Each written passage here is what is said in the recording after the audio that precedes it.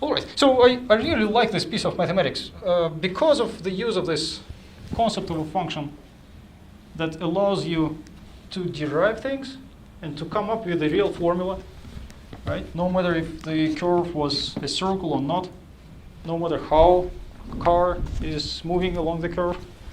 And also, there is something you can learn about that function very quickly. The derivative is very simple ratio of velocities, of speeds. And again, without knowing what the function is. All right, so there are different ways of writing these formulas depending on how you give the parameterization. So whether it is in the plane or in three-dimensional space, so it's just a matter of massaging this formula and getting some more computable expressions. In terms of vector product in three-dimensional space or in terms of 2x2 determinant in a plane. But that is kind of rather technical stuff. So the main formula is this one. It works in any dimension. I never used here the fact that everything is moving on the plane. It can move in 3 space, in 4 space, in any space you like. The formula is still the same, this one. If you try to make it more computable and use determinant of 2x2 matrix, then you have to stick with situation in the plane. In three-dimensional space, you may use area determined by vector product. Well, that formula will work in three-dimensional space. But this is kind of a general formula working in any situation.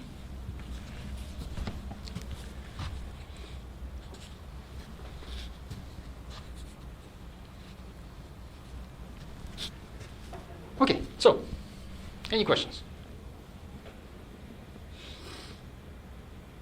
Oh, like we have a test on Wednesday. Is it covering up to this, or where? Like, what does it cover exactly? Where does it stop? Have you looked at the file? Have you read the file all the way through the end? Well, if you looked at the file, this is the section after the second law of Kepler. And I think it gives you a formula of how to compute that. Well, let me just write down that formula quickly for you because it's really simple.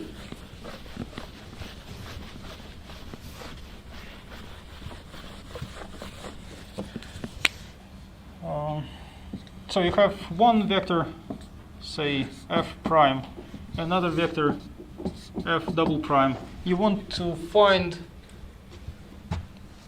something about this orthogonal component, right? Now the important thing for this formula is that you don't want to find the vector, right? So this vector is the orthogonal component of f double prime with respect to f prime. Right? It is really a vector. But what I need is the magnitude of that vector. And if I think about the magnitude, then I can think about this being the height of the parallelogram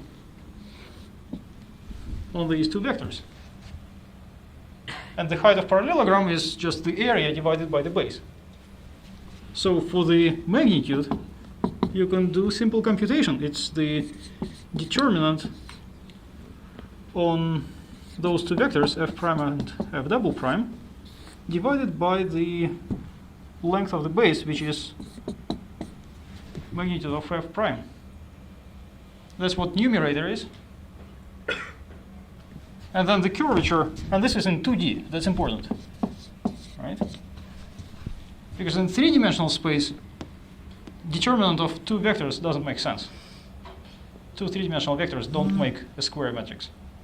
So in two-dimensional space, that's what the formula is, and the curvature ends up being this determinant of f prime and f double prime divided by the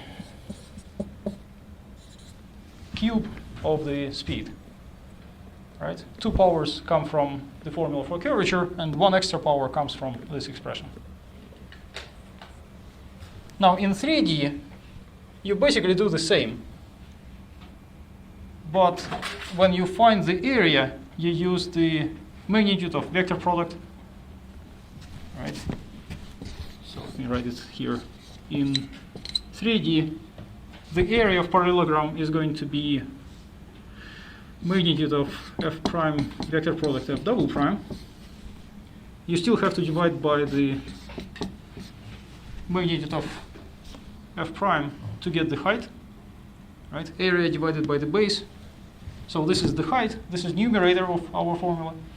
And the curvature is going to be that divided by square of the speed. So it's again vector product divided by the cube of the speed. All right, so that's all you have to know about acceleration and curvature. That will allow you to find the curvature